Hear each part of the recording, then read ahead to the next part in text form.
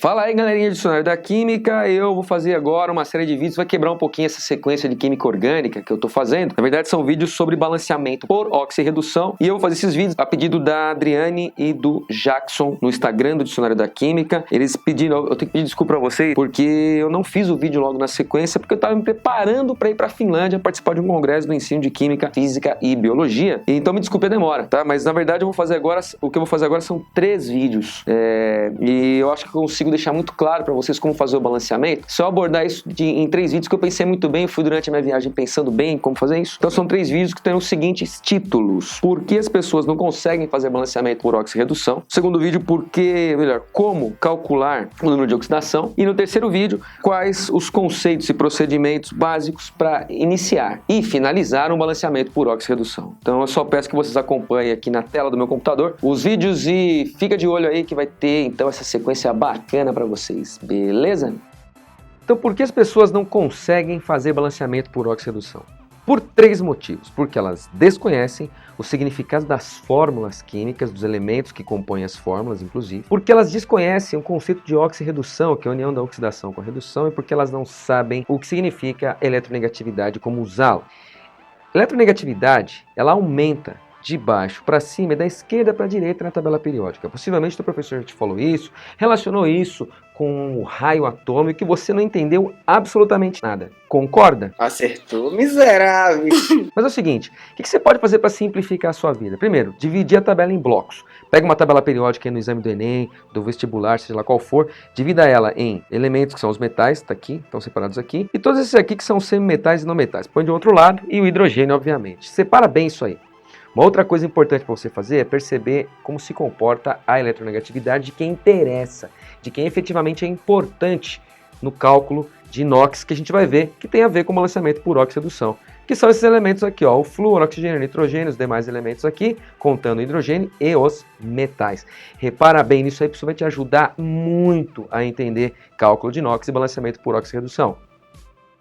O que é importante você perceber? Que as fórmulas podem ser representadas de 2 formas. Na forma de paus e bolas, ou varetas e bolas. Só pensa naquilo. E na forma molecular, que é a mais comum na hora de você fazer os cálculos de balanceamento por oxirredução. Isso é um ponto fundamental. E aí eu vou te mostrar como é que você faz o cálculo. Então olha só, você pode pegar um composto que tem 2 tipos de átomo, que a gente chama de binário, e dividir esse composto ao meio.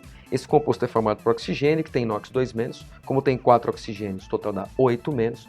Não esqueça que o total das cargas tende a dar 0, esse lado vai ter que ser 8+ para zerar as cargas, e aí você divide o nitrogênio por 2 aqui, quer dizer, o valor total por 2, e dá 4+ é a carga de cada N.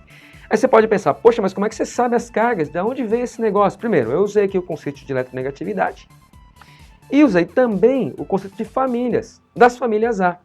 Cada família tem uma tendência a ter uma carga. Eu gosto de colocar isso aqui, ó, do jeito que está aqui. Tem gente que não faz mais isso, mas eu gosto de fazer isso. Juntar isso com a eletronegatividade e repara bem o que sai disso aí. Dependendo da eletronegatividade do elemento, ele tem uma tendência.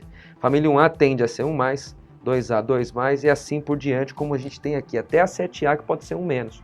Quando o elemento é mais eletronegativo, ele tende a ter NOx negativo.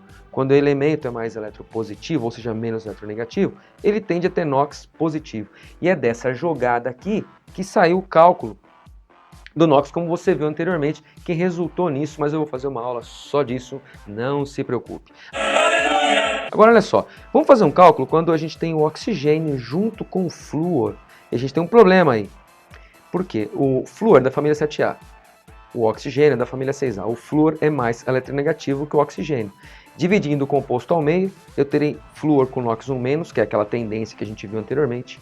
Tem 2 flúors, vai dar NOx 2-. O total das cargas tende a dar 0. E aí tem que ser 2+ aqui para esse lado do oxigênio, para zerar as cargas aqui. Dividindo por um oxigênio, que é o que tem na fórmula, o NOx do oxigênio nesse composto é igual a 2+. Percebeu?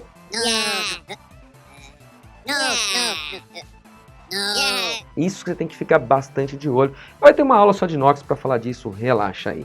Então olha só, o que eu usei aqui foi a diferença de eletronegatividade. Como o flúor é mais eletronegativo, como o flúor é mais eletronegativo, ele ficou negativo, e como o oxigênio é mais eletropositivo, em comparação ao flúor, ele ficou positivo. É isso que vai te ajudar a não errar.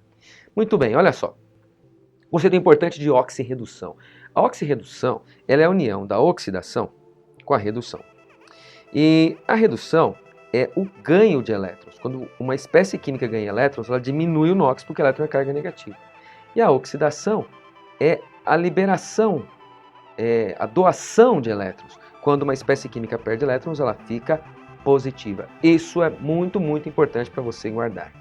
E aí é o seguinte, se você pegar uma equação para balancear, uma equação de oxirredução, essa é a clássica equação que você encontra em livros, você vai encontrar vários átomos. O que você tem que fazer? Aprender a ir direto ao ponto, a escolher o átomo correto, ou os átomos que estão mudando de posição e, consequentemente, de NOx, da esquerda para a direita. Basicamente é isso. O que você vai fazer então?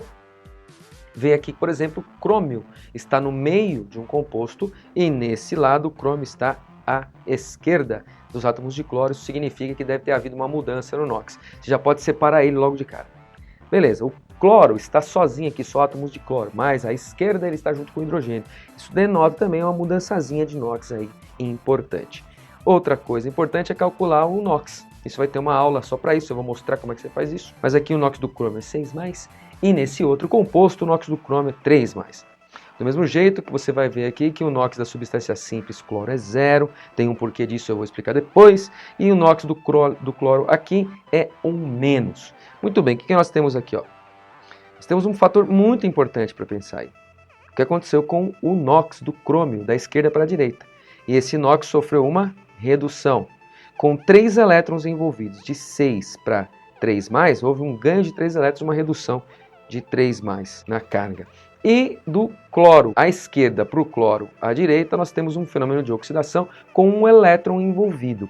O que é bacana você perceber aí, é que o crômio sofreu redução, porque ele diminuiu o NOx de 6+ para 3+, como a gente vê aqui no começo para o final da seta.